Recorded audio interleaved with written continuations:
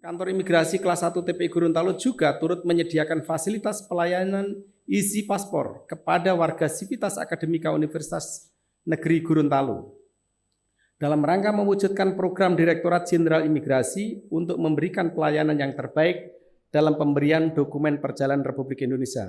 Untuk itu, kami berharap mudah-mudahan kesempatan yang baik ini dimanfaatkan secara maksimal, ya nanti tidak saja hanya terbatas kepada mahasiswa, tetapi juga diinformasikan kepada keluarganya, masyarakat, sehingga program-program keimigrasian yang dihadirkan dalam rangka memudahkan aktivitas lalu lintas keimigrasian baik ke dalam maupun ke luar negeri itu dapat dilaksanakan, dapat dimanfaatkan secara maksimal.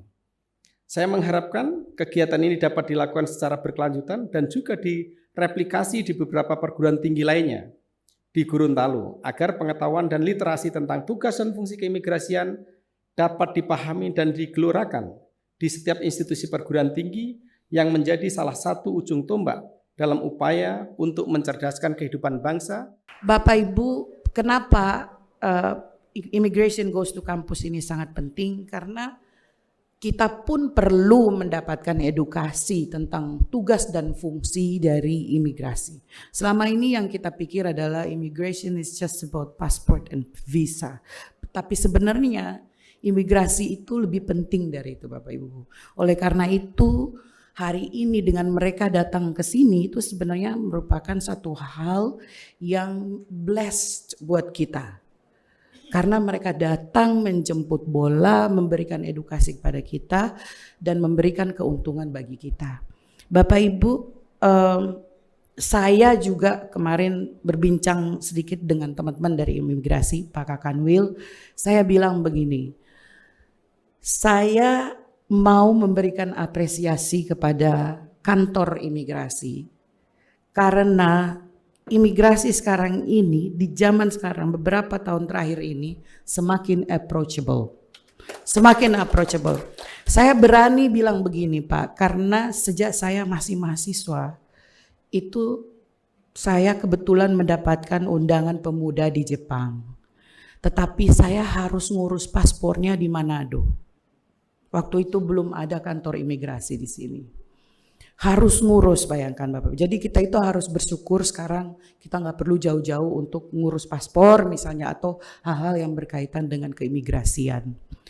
Saya sudah mengunjungi 13 negara, meskipun sebagian dengan paspor biru, tapi sebagian juga dengan paspor hijau. Kenapa saya berani bilang semakin approachable? Dalam 13 kali ke luar negeri itu saya punya pengalaman berbeda dengan kantor imigrasi. Tetapi semakin hari, semakin kesini, semakin kita mau mengurus paspor, semakin mudah terasa. Semakin mudah Bapak Ibu. Ini berani saya katakan hari ini. Oleh karena itu saya sangat menghargai karena kita tidak harus dengan program Easy Passport yang kita laksanakan hari ini, nggak perlu ngantri di sana, nggak perlu jauh-jauh ke sana. Mereka udah datang ke sini menjemput bola. Untuk itu harus kita benar-benar menghargai ini dan benar-benar menggunakan program tersebut. Kita ketika berada di wilayah yang baru, area yang baru, if I'm not mistaken, somebody says, di mana tanah dipijak, di situ langit dijunjung, right? Yeah. Just correct me if I'm wrong. Yeah. Jadi kita sebagai makhluk yang dinamis, kita bisa beradaptasi gitu. Jadi jangan khawatir Anda tidak fit in di dalam kondisi yang baru atau di area yang baru. Pasti bisa. Jadi jangan tanamkan dalam hati terlebih dahulu, nanti kalau saya tidak bisa bahasa Inggris, bagaimana ya? Atau misalkan mungkin maksud saya begini tapi dipahami berbeda begitu. Jadi sudah takut duluan. Atau mungkin di Amerika itu ada diskriminasi terhadap mereka yang pakai hijab.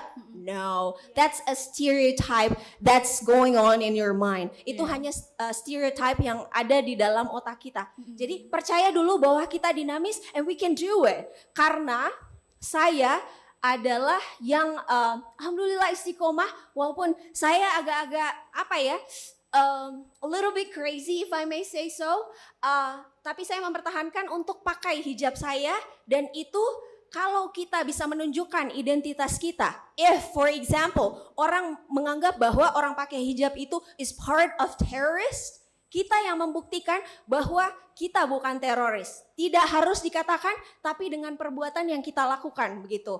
Dan mereka akan belajar justru dari kita. Anggap kita adalah ambassador atau duta dari Indonesia yang menunjukkan bahwa Muslim is not a terrorist. Seperti itu salah satu contoh.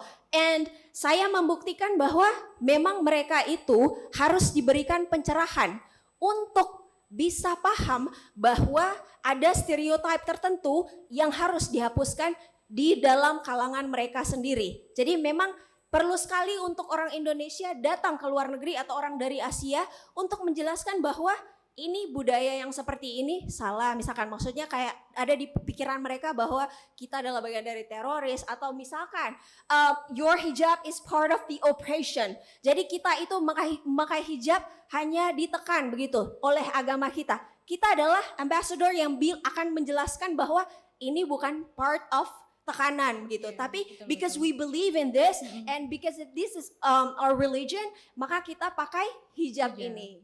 Tetap kita bicara orang asing, maka orang asing itu harus memiliki visa. Visa. Begitupun kalau teman-teman mau belajar di luar negeri, maka harus memiliki visa. Kalau nggak punya visa, maka teman-teman nggak bisa masuk tersebut. Pak, ada pengecualian nggak? Ada. Negara dapat mengecualikan negara-negara tertentu untuk tidak perlu warga negaranya itu memiliki visa untuk masuk ke Indonesia. Nah, contoh, sekarang pemerintah Indonesia sudah membuka pintu bagi negara ASEAN untuk masuk ke Indonesia tanpa visa. Jadi hanya negara ASEAN, teman-teman. Yang lainnya harus pakai visa. Why do we need visa? Pernah nggak berpikir, kenapa sih kita perlu visa? Tadi, untuk menyeleksi orang, maka kita harus tahu dulu profiling dari orang tersebut. Pada saat teman-teman ngajuin visa, misalnya Lisma mau ke Amerika, apa yang dilakukan oleh US Embassy, itu akan melihat, Lisma itu siapa sih? Berapa sih dia punya uangnya? Oke, dia di Amerika tuh mau ngapain, siapa sponsornya, nanti dia tinggalnya di mana, dan kira-kira dia berbahaya atau tidak buat Amerika. Itu filter pertama kita, teman-teman. Jadi teman-teman kalau mau belajar ke luar negeri atau ada orang asing yang mau masuk kita, itu harus memiliki visa. Jelas? Jelas. Setelah dia masuk ke Bandara Soekarno-Hatta, let's say, landing, bang. Setelah dia landing, maka dia kita berikan yang namanya izin masuk. Nah, setelah izin masuk diberikan, maka dia berubah menjadi stay permit, berubah menjadi izin tinggal ke imigrasian. Nah, izin tinggal ke imigrasian inilah yang nantinya akan dicek oleh teman-teman imigrasi apakah kegiatan yang dia lakukan itu sesuai atau tidak.